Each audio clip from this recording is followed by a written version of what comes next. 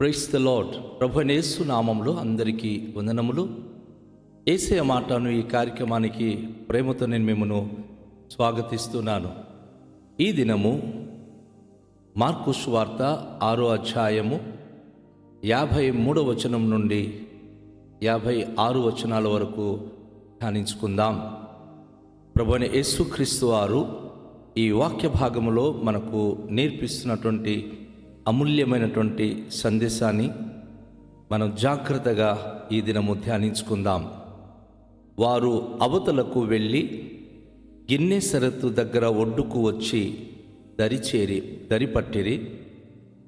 వారు దోణి దిగగానే జనులు ఆయనను గుర్తుపట్టి ఆ ప్రదేశమంతట పరుగెత్తుకుని పోయి ఆయన ఉన్నాడని వినిన చోటునకు రోగులను మంచముల మీద మోసుకొని వచ్చుటకు మొదలుపెట్టిరి.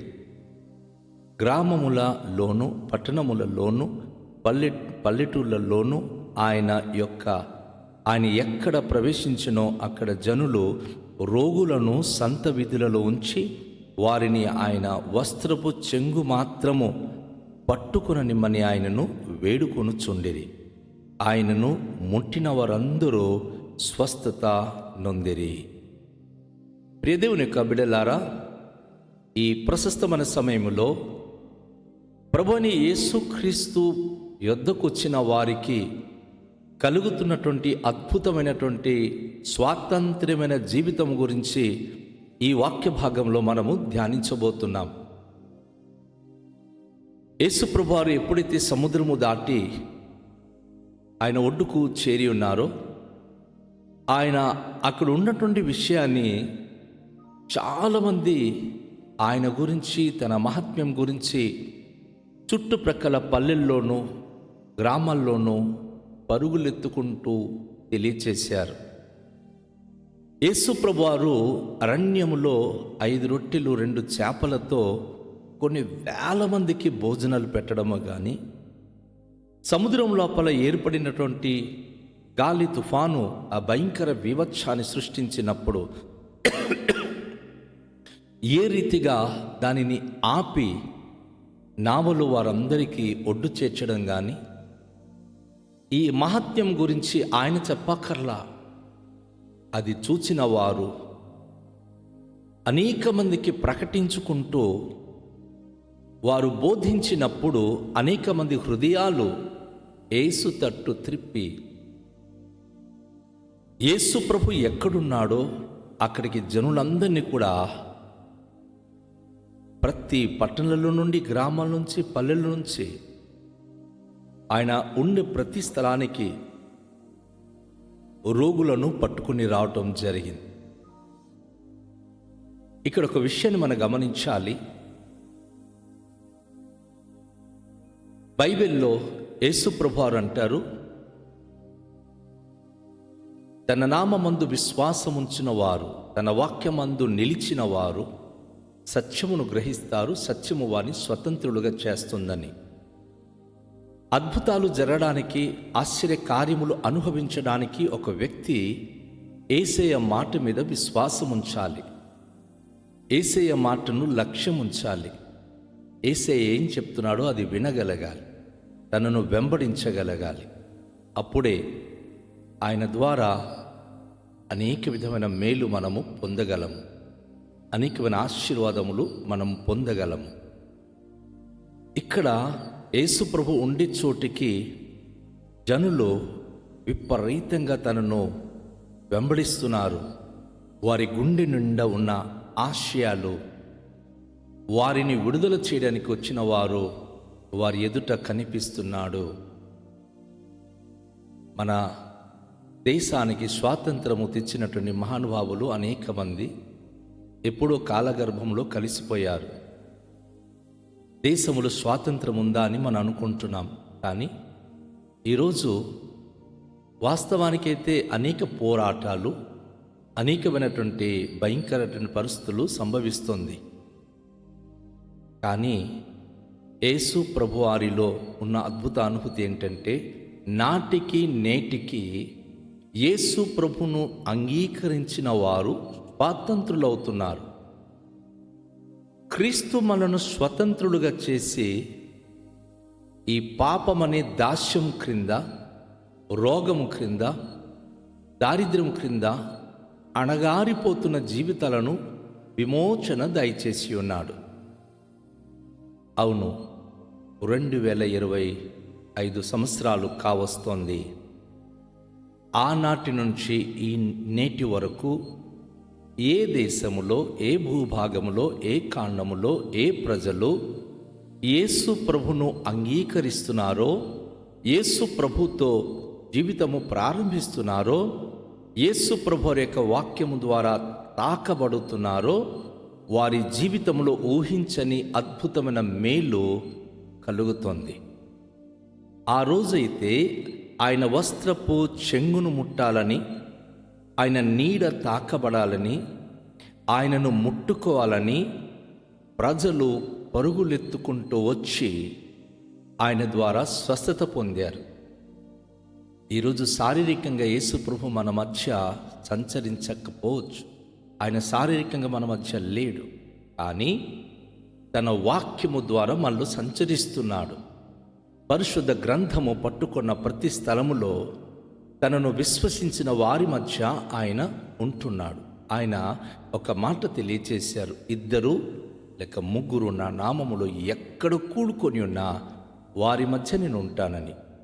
నా ప్రియ సహోదరి, నా ప్రియ సహోదరుడా, యేసు ప్రభువారు మన బంధకాలను విడుదల చేయడానికి తన వాక్కును పంపించి ఉన్నాడు. పరిశుద్ధ గ్రంథములో ప్రవక్త అయినటువంటి మలాకి అంటున్నాడు, అయితే నా నామమందు భయభక్తి గలవారగు మీకు నీతి సూర్యుడు ఉదయించెను, అతని రెక్కలు ఆరోగ్యము కలుగచేయును గనుక మీరు బయలుదేరి క్రొవ్విన దూడలు గంతులు వేయు రీతిగా గంతులు వేయుదురు. ఈరోజు ఎలాంటి రోగి అయినా, ఎలాంటి వ్యాధిగ్రస్తులైనా యేసు ప్రభు వరకు నీతి సూర్యుడు తన వాక్యము ఒక అద్భుతమైనటువంటి ఉదయ కాంతితో సమానము. ఆయన వాక్యము శ్రద్ధగా విని ఆయన మాటలు నమ్మినచో ఆయన కులాన్ని కానీ, మతాన్ని కానీ, ప్రాంతీయత కానీ, దేశము కానీ ఆ భేదాభిప్రాయాలను చూడడు. తన యందు భయభక్తి కలిగి విశ్వాసము నిలిపిన ప్రతి ఒక్కరికి అద్భుత స్వస్థత అనేది ఆయన అనుగ్రహిస్తున్నాడు. ఈరోజు తనను తాకడము అనేది ఆ మాటకు అర్థము తన వాక్యము ద్వారా మనము తాకబడడం, తన మాటలు మనం వినడం, ఆ మాట ద్వారా స్పందించబడ్డం. శారీరకంగా ఆయన లేడు కదా తనను ముట్టడానికి, తన్ని ఆత్మస్వరూపి. భక్తుడు యోహాను అంటున్నాడు, ఆ వాక్యము శరీరధారిగా కృపా సత్య సంపూర్ణుగా మన మధ్య నివసించడానికి వచ్చినది. అవును, యేసు ప్రభువారు వాక్య స్వరూపి అయిన దేవుడు. ఆయన వాక్యం విని ప్రతి ఒక్కరూ వాక్యం ద్వారా తాకబడాలి. ఈ వాక్యము నా కొరకే, ఈ వాక్యము నేను నమ్ముతున్నాను, ఈ వాక్యాన్ని విశ్వసిస్తున్నానని ఒక వ్యక్తి ఎప్పుడైతే యేసయ్య మాటను నమ్మి విశ్వసిస్తున్నారో వారి జీవితంలో ఊహించని అద్భుత కార్యములు జరగడం మొదలవుతుంది. నా సహోదరి, నా ప్రియ సహోదరుడా, యేసయ్య వాక్యాన్ని నువ్వు తాకగలుగుతున్నావా? వినగలుగుతున్నావా? నమ్మగలుగుతున్నావా? ఆ ప్రాంతంలో ఉన్నటువంటి అనేక పట్టణ ప్రజలు, గ్రామ ప్రజలు, పల్లె ప్రజలు తను ఎక్కడున్నాడంటే అక్కడికి వచ్చి తాకబడ్డారు. ఈరోజు ఎంత అద్భుతమైన అవకాశం దేవుడు ఇచ్చాడంటే, సంత వీధిలోనేమి, పట్టణాలలోనేమి, గ్రామాలలోనేమి, వీధులలోనేమి యేసయ్య సత్య సువార్త ప్రకటించే సువార్త బృందము రాత్రి పగలు తిరుగుతున్నారండి. అనేక చోట్ల సువార్త ప్రకటించే వారు సువార్త ప్రకటిస్తున్నారు. ఆ నీతి సూర్యుని యొక్క కాంతి గురించి వారు ప్రచురము చేసినప్పుడు వినగలుగుతున్నారా జనాలు? నమ్మగలుగుతున్నారా జనాలు? విని నమ్మితే మీరు దేవుని వాక్యం చేత తాకబడిన వారవుతారు. దేవుని వాక్యము మీరు తాకబడితే మీరు స్వస్థత పొందుతారు, మీరు స్వతంత్రులమైపోతారు. ఈరోజు దేశానికి స్వాతంత్రం తేవడానికి అనేక మంది చనిపోయారని ఈ దినము అనేక మంది దాని గురించి మాట్లాడుతూ ఉంటారు. కానీ సర్వమానవ జీవితానికి, ప్రపంచానికి స్వాతంత్రము తేవడానికి నిజమైన స్వతంత్ర సమర యోధుడు యేసు ప్రభు 2025 సంవత్సరాల క్రిందట చనిపోయాడు. మనకు పాపము నుంచి విడుదల చేయడానికి, దారిద్ర్యము నుంచి విడుదల చేయడానికి, మన దుఃఖ కష్టాల నుంచి విడుదల చేయడానికి, మన పాప రోగము నుంచి మనను విడుదల చేయడానికి ఆయన బలి అయ్యి తన పరిశుద్ధ రక్తం ద్వారా మనను కడిగి శుద్ధి చేసి మనను స్వతంత్రులుగా చేసి ఉన్నాడు. నా ప్రియ సహోదరి సహోదరుడా, అందుకే ఆయన దగ్గరికి జనాలు పరుగులెత్తుకుంటూ వెళుతున్నారు. తెలియని మూఢలోకం ఏమనుకుంటుందంటే మతాల మార్పుడు, అనేక మంది మతాలు మార్చేస్తున్నారు అని మతోన్మాదులు యేసు ప్రభు గురించి ఈ విధంగా హేళనగా మాట్లాడుతున్నారు. కానీ మతాన్మాదుల జీవితాలు చూడండి, వారు బ్రతకడానికి ఎన్ని నానా విధాలుగా కష్టాలు పడుతున్నారు. కానీ ప్రభును నమ్మిన వారికి తెలుసు, 5 రొట్టె 2 చేపలతో 1000 మందికి భోజనం పెట్టిన ప్రభు నీతిగల దేవుని నోటి మాట గనుకమే వింటే పస్తులో ఎప్పుడు ఉంచడు. ఎందుకంటే సమ్మతించి తన మాట విన్న వారికి శ్రేష్టమైన ఆహారము ఆయన అనుగ్రహించే దేవుడు, వారి సమస్త అక్రతలు తీర్చే దేవుడు. ఈ దైవ రహస్యము ఎవరైతే తెలుసుకుంటున్నారో వారి శారీరకంగా వారికి ఆహారమును, అనారోగ్యతలో వారికి ఆరోగ్యమును, పేదరికతలో వారికి సంపన్నత స్థితిని, సామాజికంగా వారికి ఔన్నత్యమైనటువంటి అనుభూతిని ఇవ్వగలిగేటటువంటి స్వాతంత్రత ఇచ్చే మహిమగల ఉన్నతమైన శక్తి యేసు ప్రభులో ఉంది. ఈ ఉదయకాశములో యేసయ్య మాట వింటున్న నా ప్రియ సహోదరి సహోదరుడా, నీకు స్వాతంత్రం అనేది ప్రభులో ఉంది. ఆయన మాట వింటేనే, ఆయన మాట మీద నిలిచి ఉంటేనే, ఆయన యందు విశ్వాసం కలిగి జీవిస్తే నిజమైన స్వాతంత్రత నీకు వస్తుంది. అందులో వర్గ భేదాలు ఉండవు, మత భేదాలు ఉండవు, ఏమండి జాతి భేదాలు ఉండవు, వర్గ భేదాలు ఉండవు. అందరూ ఆయనలో ఒకటే.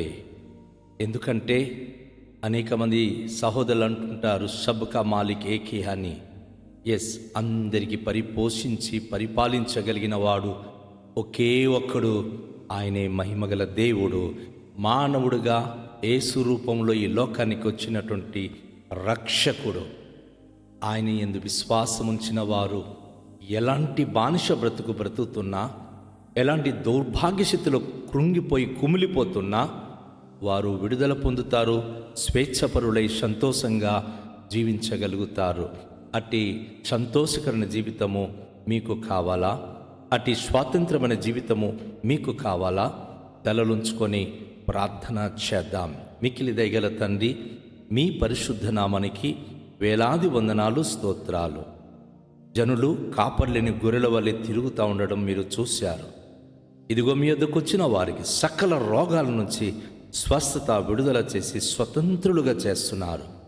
పాప బానిస బ్రతుకు నుంచి వారికి విడుదల చేస్తున్నారు. ఈరోజు వాక్యమైన నీ ప్రియబిడలు ఎవరు ఎటువంటి బానిస క్రింద చిక్కుపోయి ఉన్నా, ఎలాంటి దౌర్భాగ్య స్థితిలో అంటుకొని ఉన్నా, యేసు నామములో ప్రతి బిడల జీవితాన్ని మార్పు దయచేయండి, స్వాతంత్రత అనుగ్రహించండి. ప్రభువా, మీ నామానికి మహిమకరంగా స్వతంత్రులుగా జీవించే అట్టి భాగ్యమును, అట్టి ధన్యతను అనుగ్రహించండి.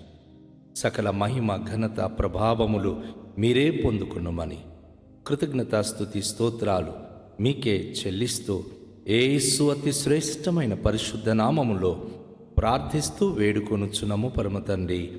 ఆమేన్. అందరికీ షాలోం. ప్రభు మనలను దీవించునుగాక.